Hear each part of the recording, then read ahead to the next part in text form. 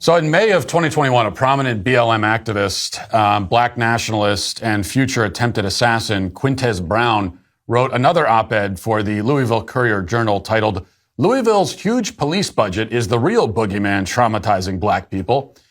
Now, in the piece, he talks about all the ways that he, as a black man, has suffered because of the police in his city. And the best way to heal his trauma, he argues, and rescue the city from violence is to reduce the police budget. And he claims that Louisville police are not good at preventing crime anyway, and so the best way to solve that problem is to give them fewer resources to work with. It's actually a familiar argument, always coming from the same people who say that every problem in the education system can be solved by increasing the budget. So, to review, if police aren't doing their jobs effectively, give them less money. If teachers aren't doing their jobs effectively, give them more. Striking logic, you must admit. But this article from Brown was the last that he would write for the publication. One of the first, back in 2019, was a lamentation about the lack of gun control in Kentucky and across the country. Brown claimed that, quote, "Kentucky's concealed carry law shows your life doesn't matter to gun-loving Republicans." In between this article and his arrest this past weekend for trying to shoot and kill a white mayoral candidate in the city, Brown was intricately involved in BLM activism. And he was honored for his activism, actually, and hailed by Barack Obama's foundation as a rising face in the social justice movement. He became a member of the Youth Violence Prevention League, if you can believe it, and he was a local political candidate for Metro Council District 5. So this guy got around. A couple of years ago, he was given a platform on MSNBC where Joy Reid interviewed him about this same problem of gun violence. Listen to this. You're from the home state of the Senate Majority Leader. What do you want him to know? Well, I want you to know that, we are here and we want common sense gun reform. And if you're not going to give us that, then we're going to get everyone out here to vote and we're going to vote you out of office. So if you want to keep your job, then, give us not what we want, but what we need, what humans need. We need common sense gun reform. Get rid of assault rifles. Come on, Yeah. When are you guys going to turn 18? I turn 18 September 25th. I'm already registered. And already registered. October 29th, so we're registered. And you guys are making the connection that you believe that this is about being in the voting booth. Definitely.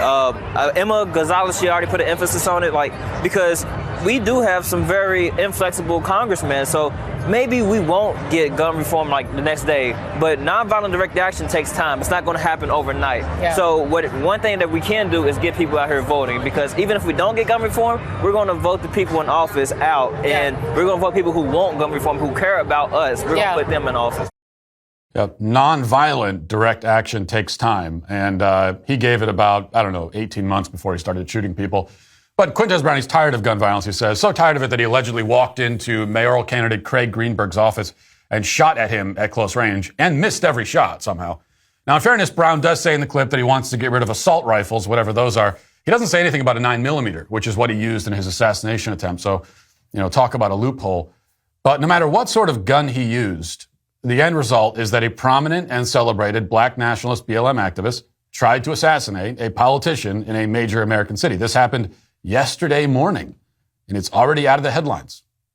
Because this is the part of the story that comes as no surprise. It's the part of the story where the story disappears. Already you can check the home pages of CNN, MSNBC, NBC News, etc., all the usual suspects, and find no mention at all anywhere of Quintez Brown.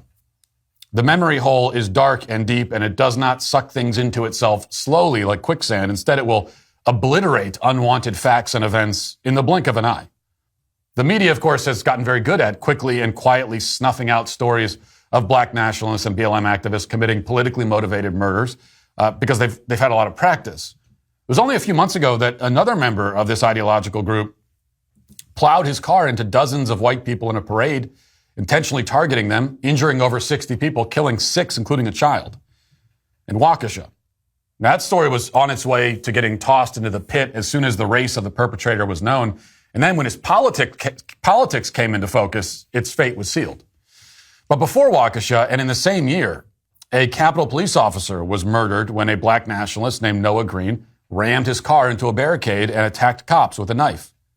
Officer Brian Sicknick was not actually killed by rioters on January 6th, though you know his name because the media attempted to connect the two events.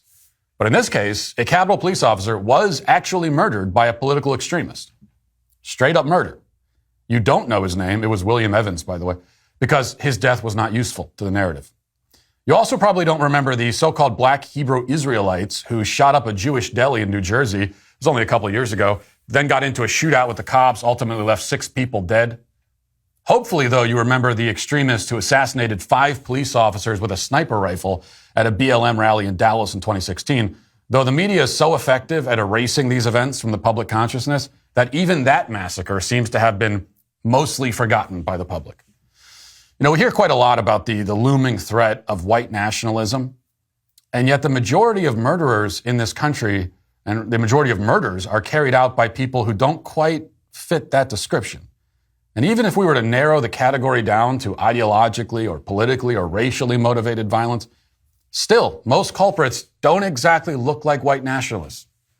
BLM itself and its various ideological cousins and offshoots is by far and away the most dangerous and violent organization in America, second only to Planned Parenthood, perhaps. BLM activists have been involved in targeted acts of violence like this assassination attempt, also large-scale campaigns of brutal chaos and anarchy. Entire neighborhoods and cities have been consumed by this whirlwind for days and weeks on end. Now, violent political movements and organizations have always existed in this country and always will.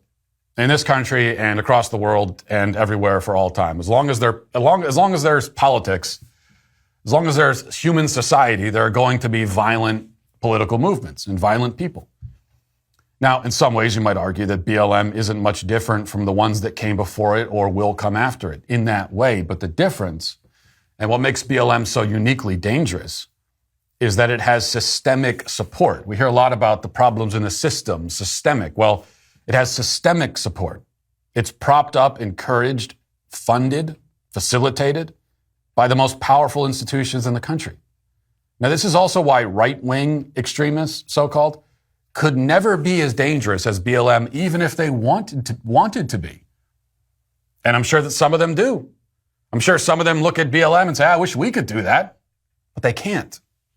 Because no matter what they do, they can't get Amazon on their side, or Facebook, or the education system, or the government. BLM has all of that. And it has the media, of course. And the media's most important job on BLM's behalf is to make sure that we all have very short memories. Well, I hope you enjoyed that clip from the Matt Walsh Show. If you did, go ahead and hit that subscribe button right down there so you can stay up to date on all of our future content.